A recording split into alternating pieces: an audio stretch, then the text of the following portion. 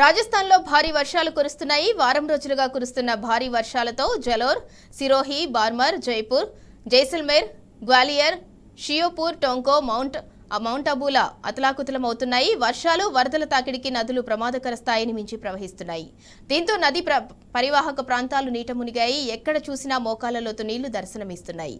ముంపు ప్రాంతాల్లో సహాయక చర్యలను ముమ్మరం చేశారు రెస్క్యూ బృందాలు. ఇదిలా ఉంటే మరో 5 రోజుల పాటు రాష్ట్రంలో భారీ నుంచి అతి భారీ వర్షాలు కురుస్తాయని పేర్కొంది ఐఎండీ. ఈ హెచ్చరికలతో పలు జిల్లాల్లో విద్యాలయాలకు సెలవు ప్రకటించారు అధికారులు.